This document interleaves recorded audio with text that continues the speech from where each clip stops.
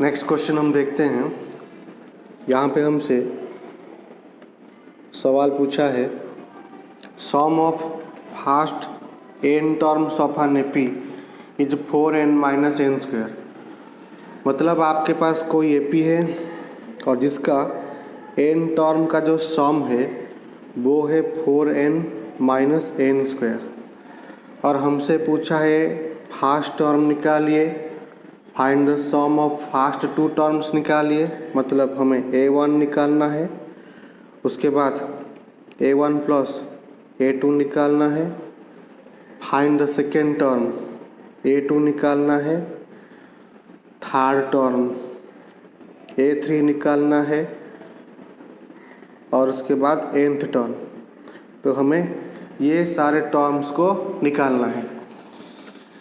तो चलिए one by one start करते हैं। मान लीजिए, let us assume that our AP has one term. हम ऐसे एज्यूम करते हैं कि हमारे एपी में सिर्फ एक ही टर्म है। सो n की वैल्यू 1 हो गई क्योंकि टर्म एक ही है।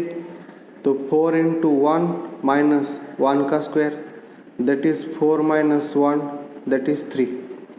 अगर मेरे एपी में एक ही टर्म है तो जो एक ही टर्म है तो वो फर्स्ट टर्म हो जाएगा, a1 = 3 = s1।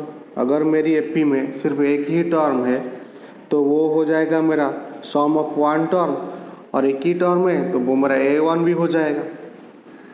अगर मान लीजिए मैं ऐसे मान कर चलता हूँ कि our AP has two terms. अगर मैं ऐसे मान के चलूँ कि मैंने जो एपी को लेट किया है उस एपी में दो टर्म है, तो n की वैल्यू कितनी हो जाएगी? 2 हो जाएगी। सो सम ऑफ n टर्म कितना दिया हुआ है? 4n - n², दैट इज़ 4 × 2 - 2 का square, that is 8 - 4, that is 4।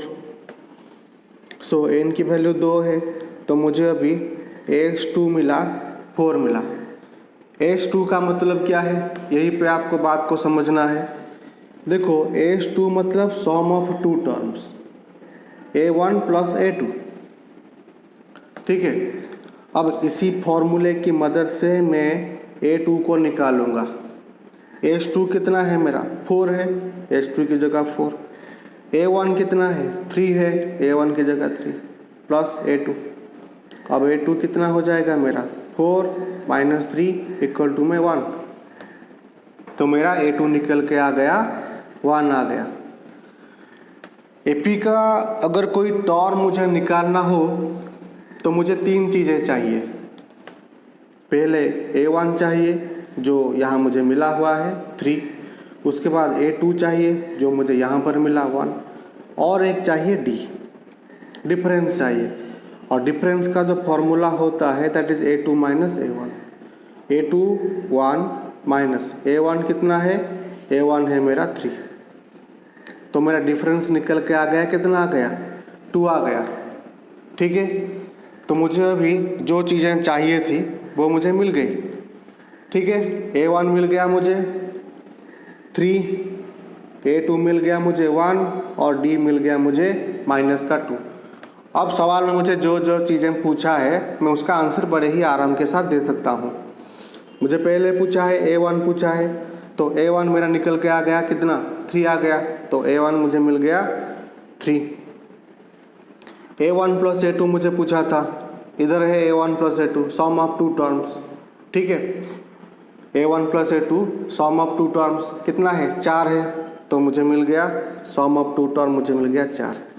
उसके बाद मुझे a2 पूछा था, a2 मैंने यहाँ निकाल दिया है 4 - 3 = 1। ठीक है, तो वो मुझे मिल गया, a2 मिल गया। अब उसके बाद मुझे निकालना है a3। तो a3 का फॉर्मूला क्या है बच्चों? That is a3 = a + 2d। a मेरा कितना निकल के आया? 3। 2d, 2 × d की वैल्यू मैंने कितना निकाला है? -2, तो यहाँ पे -2, दैट इज़ 3 प्लस ये -4 हो गया। अब इसको सॉल्व करूँगा तो A3 मेरा आ जाएगा 3 माइनस का 4 that is equal to -1। So A3 मेरा निकल के आ गया -1। A2 पूछा था, A2 तो मैंने यहाँ निकाल दिया है, इसको बस डालना बाकी है, प्लस का 1 है मेरा। तो यहाँ तक क्लियर है। और आखिर में मुझे पूछा था AN पूछा था। अब AN की जो फॉर्मूला है हम जानते हैं, that is A plus n-1 whole into D. A की वैल्यू कितनी है? 3 है।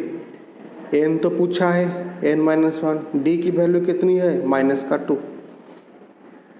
सो AN is equal to 3 plus ये -2 अंदर आके मल्टीप्लाई में आ जाएगा कितना?